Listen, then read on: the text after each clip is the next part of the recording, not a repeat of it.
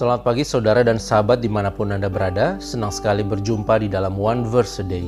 Kita mau merenungkan firman Tuhan, tapi sebelumnya marilah kita berdoa.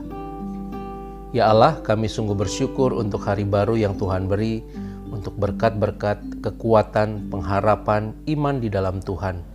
Kami mau belajar dan merenungkan firman-Mu hari ini. Biarlah Engkau hadir, melawat, dan menerangi kami semua.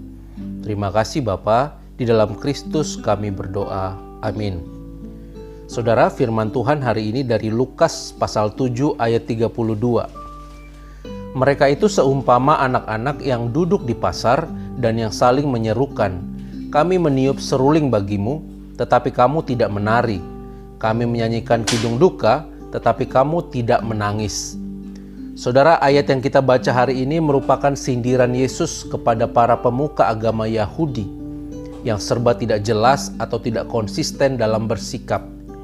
Intinya sebenarnya bahwa orang-orang Farisi dan ahli-ahli Taurat itu tidak suka dan menolak kehadiran Yohanes Pembaptis dan Yesus.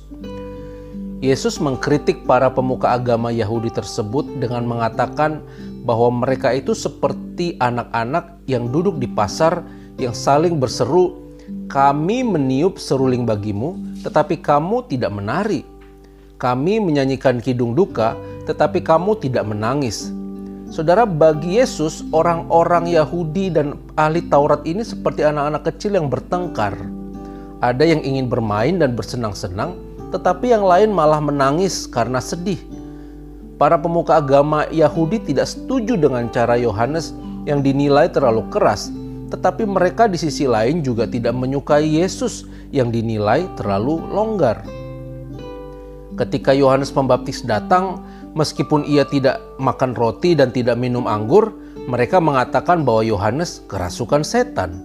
Sementara ketika Yesus datang, ia makan dan minum, mereka juga mengatakan bahwa Yesus seorang pelahap dan peminum, serta sahabat pemungut cukai dan orang berdosa. Saudara, orang Farisi dan ahli Taurat selalu memandang salah Yohanes dan Yesus. Mungkin hanya mereka dan cara-cara mereka saja yang benar menurut mereka sendiri. Orang-orang tersebut sulit melihat kebaikan di dalam diri orang lain. Sahabat, saya teringat dengan salah satu tulisan ringan tentang hamba Tuhan yang selalu saja dipandang salah. Jadi pendeta itu serba salah katanya. Kalau khotbahnya pendek, orang bilang, "Kok khotbahnya singkat sekali, kayak kurang berisi begitu." Sebaliknya kalau khotbahnya panjang, orang bilang khotbahnya terlalu panjang, terlalu muter-muter. Kalau pakaiannya bagus, orang bilang bahwa gayanya terlalu mentereng, terlalu tinggi. Sementara jika pakaiannya biasa dan sederhana, orang bilang pendetanya kurang sopan dan kurang mencerminkan hamba Tuhan. Kalau mengunjungi jemaat yang kebetulan kaya, ia dibilang pasti pendeta tersebut ada maunya. Sementara kalau mengunjungi jemaat yang terbatas secara ekonomi, ia dibilang sok sosial. Saudara, serba salah. Apapun yang dilakukan selalu salah. Sahabat, pernahkah saudara berada dalam posisi tersebut?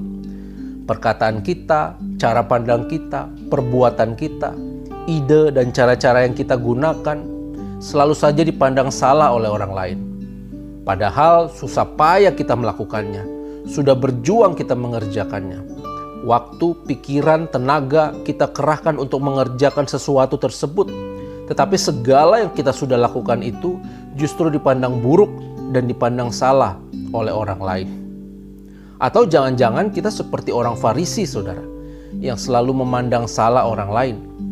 Ketika anak kita hendak membantu misalnya, tetapi malah kita marahin karena kita merasa itu tidak cocok, tidak dapat dilakukannya, atau justru dapat membuat kita repot. Ketika bawahan kita di pekerjaan tidak mengerjakan sesuai dengan cara kita dan sebagainya.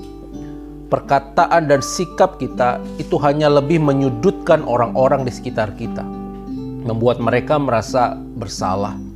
Seolah tidak ada hal baik yang dapat orang lain lakukan. Hanya kita yang benar, hanya kita yang paling tahu dan paling mengerti mana yang terbaik. Saudara, hari ini kita belajar dari Yesus dan Yohanes Pembaptis bahwa mereka tetap saja melakukan apa yang baik dan benar, Mereka mengatakan apa yang harus mereka katakan, terlepas dari ada orang yang setuju ataupun tidak.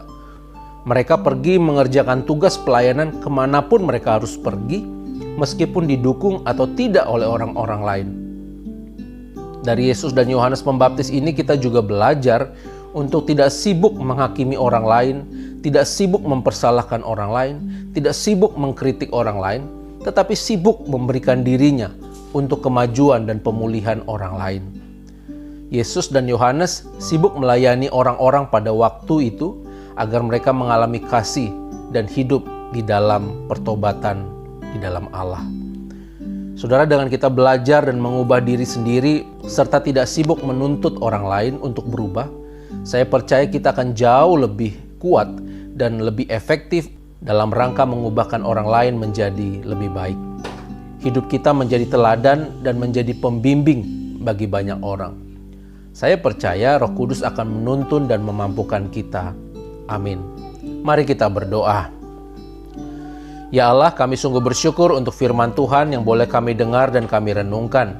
Kami diingatkan hari ini agar kami tidak sibuk untuk mengkritik dan memandang orang lain dengan salah menurut cara pandang kami. Tetapi kami lebih mengapresiasi perbuatan hasil karya orang lain. Kami belajar dari Kristus dan Yohanes yang sibuk untuk memberikan dirinya untuk kemajuan dan kebaikan bagi banyak orang. Terima kasih Bapa, peganglah tangan kami di dalam memenuhi panggilan-Mu ini. Di dalam Kristus kami sudah berdoa dan mengucap syukur. Amin. Tuhan memberkati kita semua, saudara.